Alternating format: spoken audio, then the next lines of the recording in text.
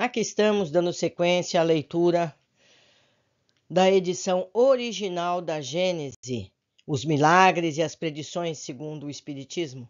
A doutrina espírita é o resultado do ensino coletivo e concordante dos espíritos. A ciência é chamada a constituir a Gênese segundo as leis da natureza. Deus prova sua grandeza e seu poder pela imutabilidade de suas leis e não pela sua suspensão.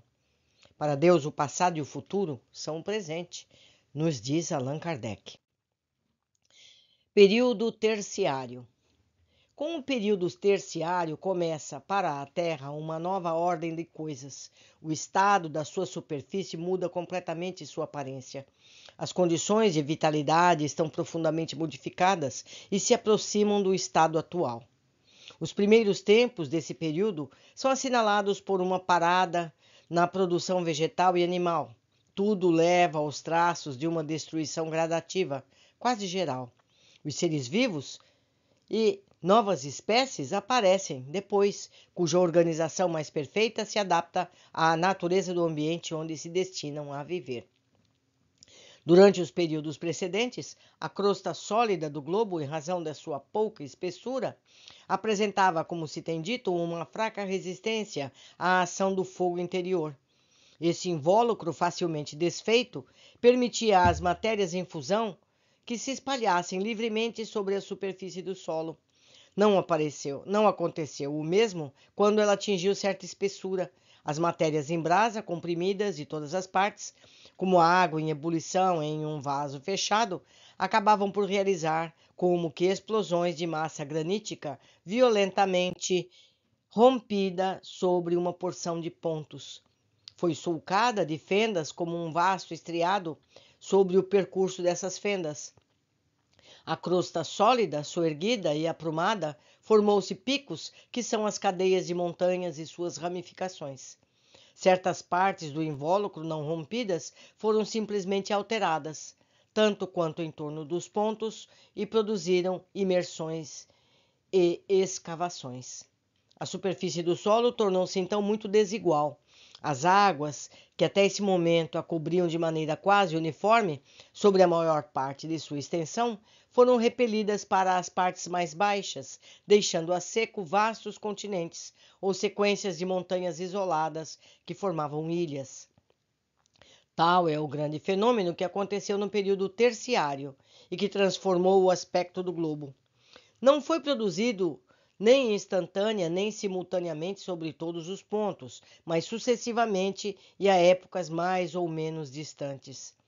Uma das primeiras consequências dessas elevações foi, como se diz, a inclinação das camadas de sedimento primitivamente horizontais e que ficaram nessa posição por toda a parte onde o solo não foi perturbado.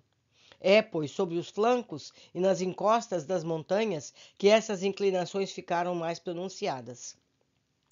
Nas regiões onde as camadas de sedimento conservaram sua horizontalidade para atingir as camadas de primeira formação, foi preciso atravessar todas as outras frequentemente até uma profundidade considerável, onde se encontra inevitavelmente a rocha granítica. Mas logo que essas camadas se elevaram em montanhas, subiram acima do seu nível normal e, por vezes, a uma altitude muito grande, de tal maneira que, quando se faz um corte vertical na lateral da montanha, elas se mostram em toda a sua espessura e sobrepostas como que fiadas em construção. É assim que se encontram as grandes elevações, consideráveis áreas com conchas primitivamente formadas no fundo do mar. É perfeitamente reconhecido atualmente que, em alguma época, o mar não podia atingir uma tal altitude, porque todas as águas que existiam sobre a terra não eram suficientes para isso, nem mesmo que houvesse 100 vezes mais. Seria necessário supor que a quantidade de água tenha diminuído e então perguntar onde foi parar a porção desaparecida. Os soerguimentos que, então, atualmente um fato incontestável e demonstrado pela ciência, explicam de maneira também lógica e rigorosa os depósitos marinhos que se encontram sobre certas montanhas. Esses terrenos estiveram, evidentemente, submersos durante uma longa sequência de séculos, mas o seu nível primitivo e não no local que ocupam atualmente. É exatamente como que uma porção do fundo de um lago se encontrasse elevado a 25 ou 30 metros acima da superfície da água. O cume dessa elevação levaria os restos das plantas e de animais que jaciam outrora no fundo da água, o que não implicaria, de forma nenhuma, que as águas do lago fossem elevadas àquela altura. Nos locais onde o levantamento da rocha primitiva produziu ruptura completa do solo, seja por sua rapidez, seja pela forma, altitude e volume da massa levantada, o granito mostrou-se a descoberto como um dente que atravessa a gengiva. As camadas que os cobriam, erguidas, partidas, sobreposta, puseram-se a descoberto. É assim que terrenos aparentemente de formação mais antiga e que se encontravam em tais posições primitivas a uma grande profundidade formam, atualmente, o solo de certas regiões. As massas graníticas, deslocadas pelo efeito dos soerguimentos, deixaram em alguns lugares fissuras por onde escapa o fogo interior e eclodem as matérias em fusão. São os vulcões. Os vulcões são como chaminés dessa imensa fornalha, ou melhor, são válvulas de segurança que, dando vazão ao demasiado volume das matérias ígneas, preservam nosso globo de comoções muito mais terríveis. Podemos dizer que o número de vulcões em atividade é um fator de segurança para o conjunto da superfície do solo. Pode-se fazer uma ideia da intensidade desse fogo, supondo-se que os vulcões se abrem até o meio do mar e que a massa de água que os recobre e neles penetra não é suficiente para extingui-los. Vejam só, prestem atenção. É muito fogo. Os soerguimentos operados na massa sólida necessariamente desalojaram as águas que refluíram nas partes escavadas, tornadas mais profundas pela elevação dos terrenos emersos e pelas depressões. Mas estes mesmos terrenos baixos, elevados por sua vez, ora num local, ora em outro, expulsaram as águas que refluíram nas partes escavadas, e assim por diante, até que pudessem se acomodar num leito mais estável. Os deslocamentos sucessivos dessa massa líquida forçosamente elaboraram e açoitaram a superfície do solo. As águas, escoando, arrastaram parte dos terrenos de formações anteriores. Postos a descoberto pelo soerguimento, desnudaram algumas montanhas que eram recobertas e foram postas à mostra sua base granítica ou calcária. Profundos vales foram escavados e outros aterrados. Há montanhas formadas diretamente pela ação do fogo central. São principalmente as montanhas graníticas. Outras ocorrem devido à ação das águas, que arrastando as terras móveis e as matérias solúveis cavaram várzeas em volta de uma base resistente, calcária ou de natureza diversa. As matérias arrastadas pela corrente das águas formaram as camadas do período terciário, que se distingue das precedentes por sua disposição e não pela sua composição, que é quase semelhante. As camadas dos períodos primário de transição e secundário, formadas sobre uma superfície pouco acidentada, são mais ou menos uniformes por toda a Terra.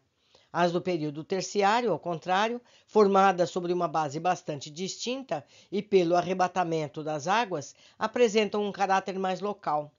Por toda parte, cavando-se a certa profundidade, encontram-se todas as camadas anteriores na ordem de sua formação, ao passo que não se encontra por toda parte o terreno terciário nem todas as camadas dele. Durante a agitação do solo, que teve lugar na apresentação desse período, concebe-se que a vida orgânica teve de ficar estacionária no que reconhece pela inspeção dos terrenos privados de fósseis. Mas, desde que veio um estado mais calmo, os vegetais e os animais ressurgiram. As condições de vitalidade estando mudadas, a atmosfera mais deturpada, viu-se formar novas espécies de uma organização mais perfeita. As plantas, que em relação à sua estrutura, diferem pouco das dos nossos dias.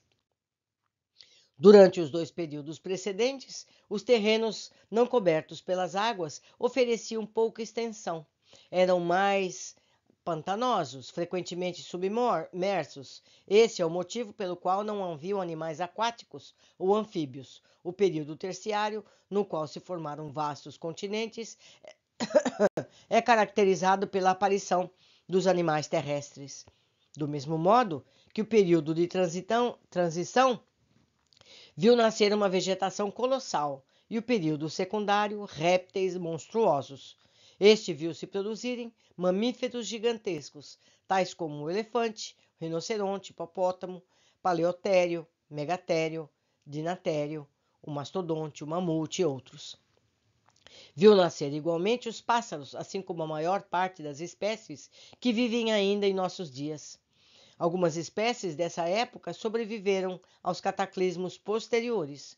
Por outro lado, aquelas que designamos pela qualificação genérica de animais antediluvianos estão completamente desaparecidas ou foram substituídas por espécies análogas, de formas menos grosseiras e menos compactas, dos quais os primeiros tipos foram como os esboços. Tais são o Felis spolea, animal carnívoro, do volume de um touro, tendo os caracteres anatômicos do tigre e do leão.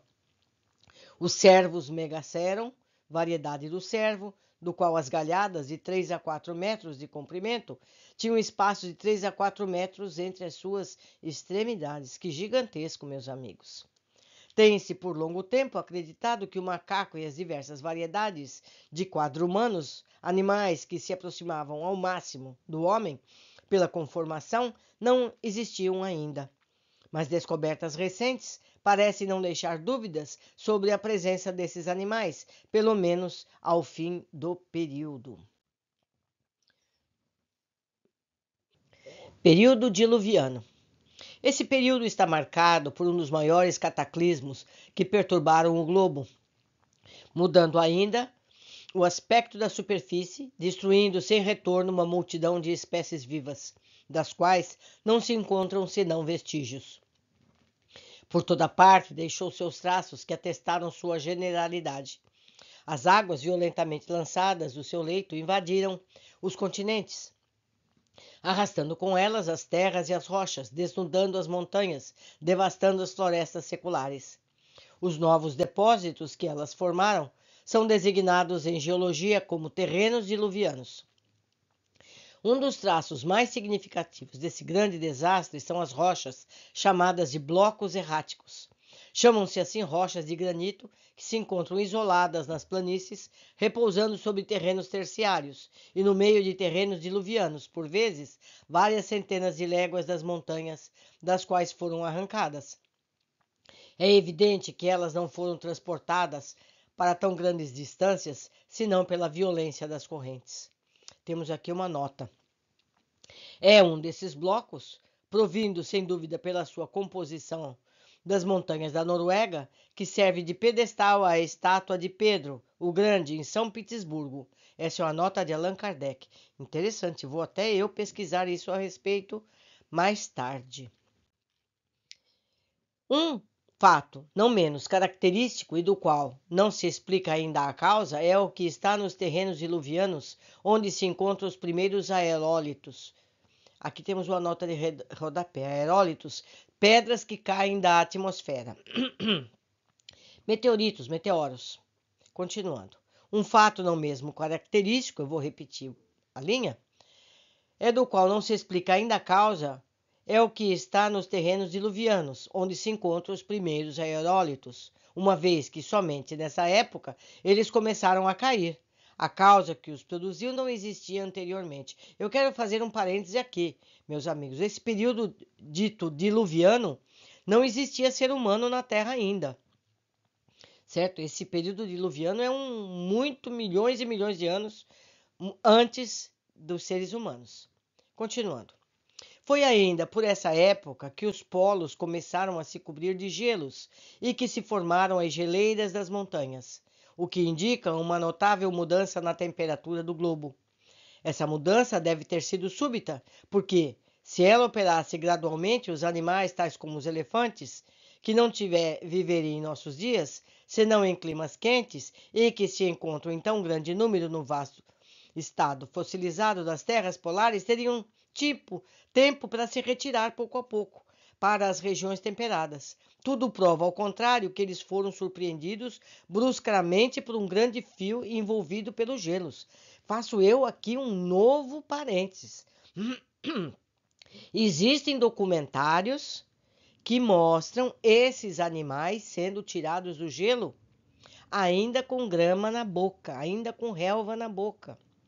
Foi mesmo repentino esse frio que chegou a matar esses animais em pé, ainda com grama, com relva, alimento verde na boca. Continuando. Esse foi, pois, o verdadeiro dilúvio universal. As opiniões estão repartidas sobre as causas que puderam produzi-lo, mas quaisquer que sejam, o fato existiu.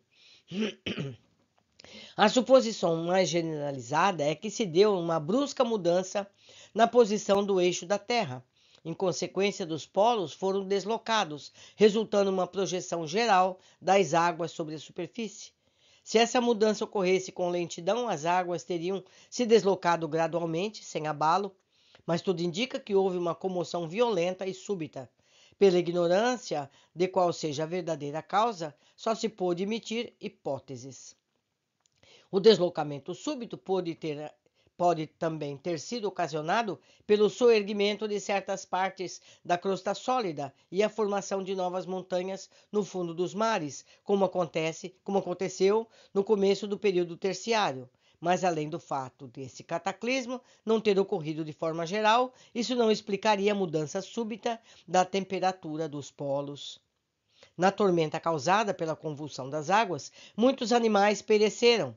Outros, para escaparem da inundação, retiraram-se para as alturas, nas cavernas e rachaduras, onde pereceram em massa, seja por fome, seja por se entredevorando, ou talvez por irrupção das águas nos lugares onde estavam refugiados e que onde não podiam escapar. Assim se explica a grande quantidade de ossadas de diversos animais carnívoros e de outros que se encontram desordenados em certas cavernas, chamadas com certa razão de cavernas ou brechas ósseas. Em algumas, as ossadas parecem ter sido arrastadas pelas correntezas das águas.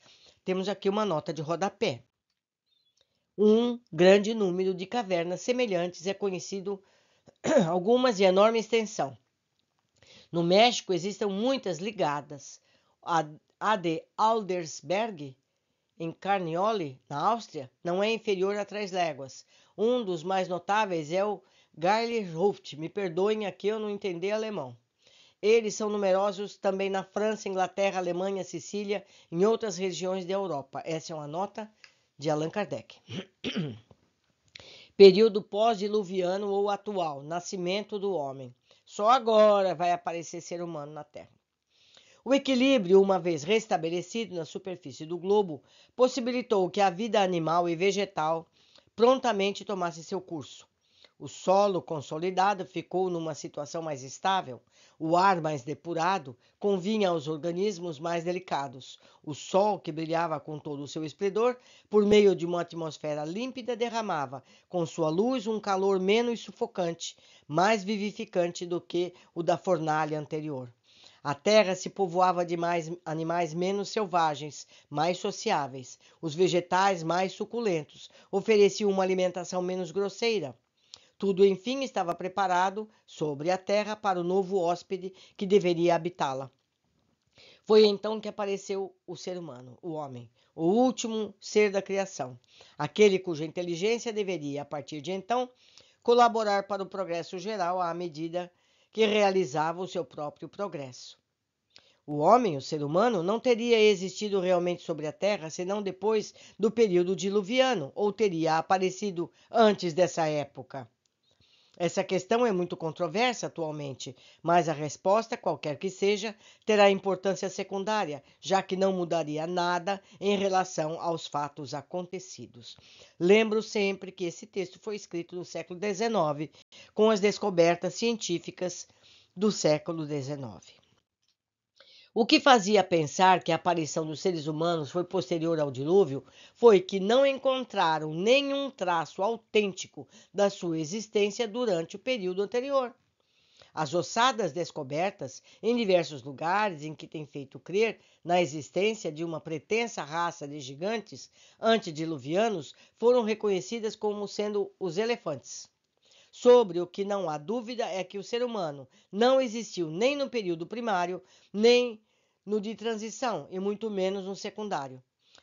Não apenas porque não se encontra nenhum traço, mas porque as condições de vida não existiam para ele. Se somente apareceu no período terciário, não poderia ser senão no seu fim, e ainda em número reduzido. Aliás, já se achavam vestígios, os mais delicados, de um grande número de animais que viveram nessa época. Não se compreenderia que os homens, os seres humanos, não houvessem deixado nenhum indício de sua presença, quer pelos restos dos corpos, quer por quaisquer trabalhos. De resto, o período diluviano, tendo sido curto, não ocasionou notáveis trocas nas condições climáticas e atmosféricas. Os animais, os vegetais eram os mesmos, antes e depois. Não há, pois, impossibilidade material de que a aparição do ser humano tenha precedido a este grande cataclismo. A presença do macaco nessa época aumenta a probabilidade do fato de que recentes descobertas parecem confirmar. Temos aqui a nota 97. Que diz: veja-se os trabalhos de Boucher de Perthes, é uma nota de Kardec. Cerca de 1850, Boucher, 1788 a 1868, demonstrou em sua obra Antiquités celtiques et antediluviennes. Me perdoe que eu não sei francês. Antiguidades célticas dos antediluvianos seria a tradução. Que os aluviões de Aberville foram encontrados fósseis de mamíferos extintos, como o mamute, como produtos da ação humana, como machadinhas. Segundo o arqueólogo, as pedras lascadas provavam a existência do ser humano na época. Inicialmente sofre oposição dos sábios, mas pouco a pouco foram encontradas novas evidências e houve o apoio de geólogos e zoólogos eminentes, como Evans, Lyell e outros. Nota do editor. Meus amigos, tudo isso hoje é facilmente comprovável com as datações por carbono e outras tantas. Isso é tudo muito fácil. Seja como for, tendo o ser humano aparecido ou não antes do grande dilúvio universal, é certo que seu papel humanitário só começou a se desenhar no período pós-diluviano. Pode-se, pois, considerá-lo como caracterizá-lo por sua presença. Concluímos mais um capítulo, onde traz muita coisa que nós podemos pesquisar da ciência atual com facilidade. A internet nos traz esse conteúdo com facilidade, porque todas as bibliotecas podem ser atualmente consultadas. Ficamos hoje por aqui, eu aguardo todos vocês na sequência do nosso estudo. Abraços!